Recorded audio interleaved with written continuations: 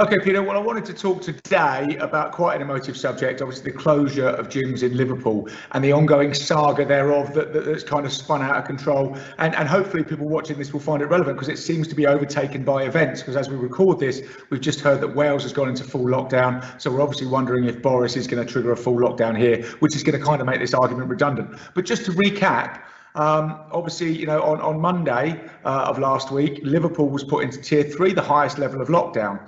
As part of that, all gyms across Merseyside had to shut. That was the order given. And a couple of gyms came out and said, well, actually, in fact, there was as an alliance of gyms, there were 70 gyms. And they were led by kind of Empowered Fit on the Wirral, who said, we are not going to shut. They were all independent gyms. Pure Gym, for example, the gym chains did shut, but said they were going to legally challenge this order. But the independent gyms said they were going to stay open. The reasoning given for them staying open, and it was very comprehensive, was that we now have data. During the first lockdown, everybody said, we have to shut, we have to stop this virus spreading, we don't know much about it, we don't know how deadly it is, and we don't really know much about transmission, so shut. Everybody did that. And all these gyms in Merseyside complied with that lockdown. This lockdown, now they've been coming into tier 3, is more confusing. There is data, and the data seems to say that transmission rates in gyms are very, very low. UK Active published a study that said they figured there'd been 0.34 transmissions per 100,000 gym users, which is incredibly low when you compare that figure to, by the same statistics, 9.6 for restaurants, 36 for schools. Obviously, schools are more vital than gyms. Nobody's arguing they're not. Are restaurants more vital than gyms? That's an argument to have. So the gym said that the good of them staying open, i.e. the mental health and physical health benefits to their members and the community organisations that they are, far outweighed the minimal risk. So they said that they're gonna stay open. They were immediately challenged on this. Armed police turned up at Empowered Fitness on the first day, on the Wednesday, sorry, when they were supposed to shut. It was announced on the Monday they would shut. On the Wednesday they were ordered to shut. They'd already said they wouldn't shut. 2 hours into their opening, armed police, 7 armed police turned up to deliver them a fine. So you must shut. Here's a £1,000 fine. We'll be back in another couple of hours and we'll deliver you a £2,000 fine, and so on. So immediately the reaction to this was quite vociferous. They crowdfunded. At the moment, I think they've got over £50,000 raised to pay the fines of these gyms on Merseyside that are being shut. And, you know, you just can't help, or I can't help, I know I've got a very vested interest here, but you can't help feeling a huge amount of sympathy for them. And we did put up a post immediately saying, you know, we have massive sympathy, we stand with the gyms in Liverpool, because basically, I don't think they're part of the problem. I think gyms are part of the solution. You know, we need to be physically fit and active, and that probably outweighs the transmission risk, which seems to be apparent in gyms from the data that we've got.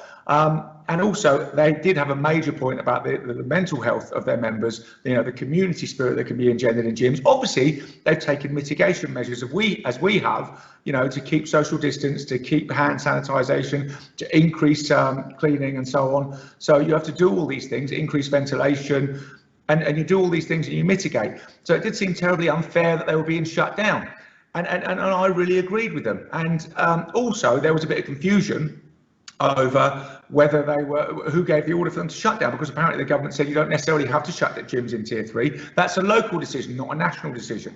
And then the local mayor of Merseyside said, well, I didn't order the gyms to shut. And the government, Michael Gove, was saying, well, we didn't order the gyms to shut. Well, who did then? So between the two of them, we're getting this constant pass in the buck. Then, to compound the problem, they put Lancashire into a tier 3 lockdown.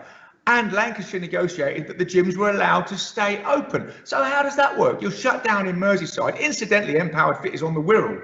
And the Wirral has a lower COVID incidence per 100,000 than, say, Exeter.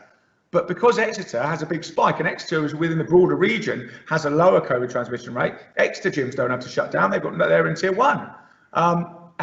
But the gyms on the Wirral in tier 3 have to shut down. The gyms in Lancashire in tier 3 don't have to shut down. So it just seemed to fall apart before our eyes, the logic that the government said they were introducing, in the sense that they were saying this is going to be a simplified system. We seemed immediately to end up with tier 3A and tier 3B, and no real sort of, you know, we're constantly told we must follow the science, we must follow the data. Well, now we have data, now we have science, which seems to say that gyms are not a risk, or at the very least, a very, very minimal risk, and a much lower risk than, say, restaurants and other things that are being allowed to stay open. So, you know, I fundamentally agreed with the status of the guys in Liverpool and what they were doing and what they were trying to do.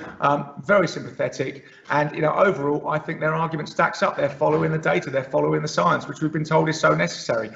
You can't just shut these guys down with a sledgehammer for no apparent logical reason and then change your mind as to whether you're going to apply the rules differently in another area where they're supposedly in the same lockdown.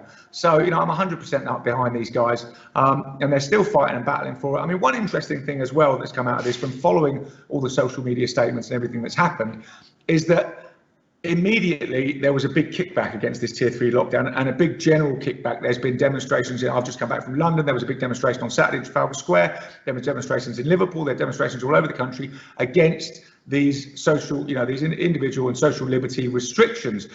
But Empowered Fit on the Wirral said, don't take part in these demonstrations. Don't go to these demonstrations on behalf, you know, of gyms. What we're trying to do is put a logical, science-based reasoning as to why we must stay open. And if everybody goes out and protests, and if it gets out of control, everybody gets tarred with the same brush, and we're back to square one. You know, and people say, well, we must sort of not lock these people down. So they really were trying to stick with their, look, here's the data, here's the science, let's negotiate. You know, so and here we are. But again, like I say, we may get overtaken by events, but I have to say, in answer to the question that's posed, and given all the data and given all the reasons, the rationale, I think, yes, it's important to keep the gyms open. They do provide a very essential service. The only reason gyms should be shut, I think, is if there's a complete lockdown, and there's only be a complete lockdown if, again, the data demands that is done, and I don't think it does at the moment. So that's where we are, Peter. I'm with the gyms in Liverpool. We stand with you, and you know, we hope we can get some recognition for this, and those guys can stay open and get those fines rescinded.